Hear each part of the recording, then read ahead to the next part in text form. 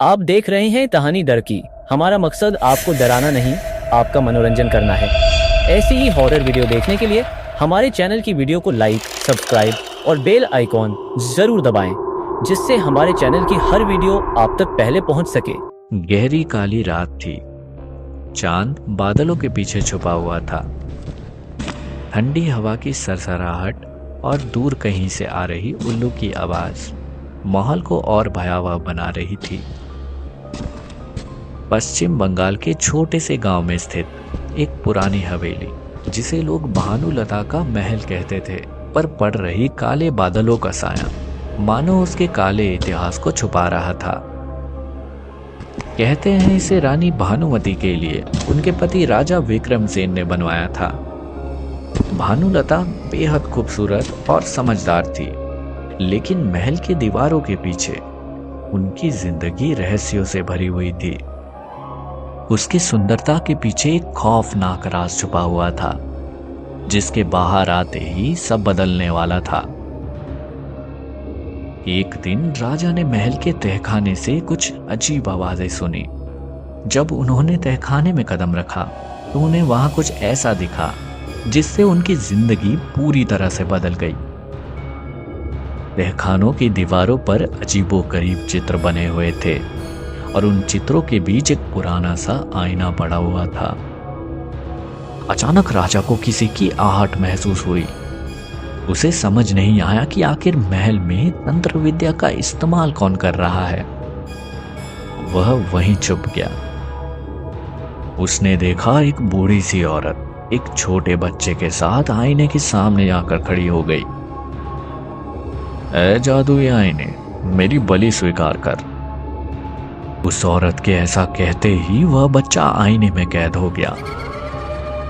अचानक एक तेज रोशनी हुई और वह बूढ़ी औरत भानुलता में बदल गई। भानुलता एक मंत्र बोलकर कुछ कह ही रही थी कि राजा ने उसकी गर्दन काट दी। तंत्र की प्रक्रिया अधूरी रह गई और भानुलता की आत्मा महल में कैद हो गई। कहते हैं कि उस रात के बाद से रोज महल में भयानक चीखें गूंजा करती हैं। कुछ दिनों बाद राजा विक्रमसेन को मृत पाया गया।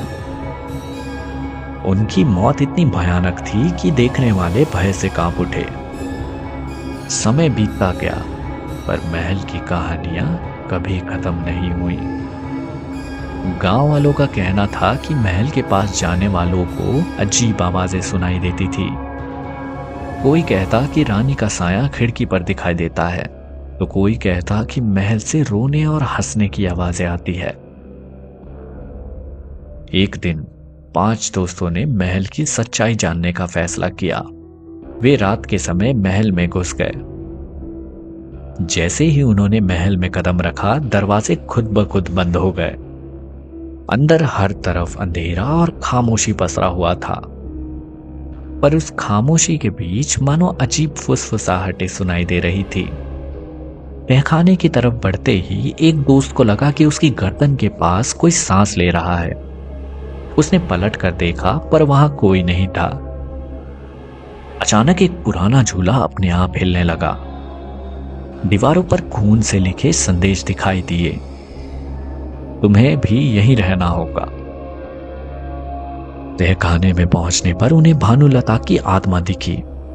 वह काले कपड़ों में, लंबे खुले बालों और लाल चमकती आंखों के साथ खड़ी थी। उसके भयानक साया ने चारों की रूह कपा दी। दोस्तों ने भागने की कोशिश की, लेकिन महल का एक भी दरवाजा नहीं खुला। एक एक कर सभी गायब हो गए। कहते हैं आज भी भानुलता का महल लोगों को अपनी ओर खींचता है। जिसने भी महल में रात बिताई, वह या तो मारा गया या पागल हो गया। भानुलता की आत्मा अपने अधूरे बदले की आग में जलती है और उसके खतरे से अनजान लोग उसका शिकार बन जाते हैं। धीरे धीरे गांव वालों ने महल के पास जाना छोड़ दिया।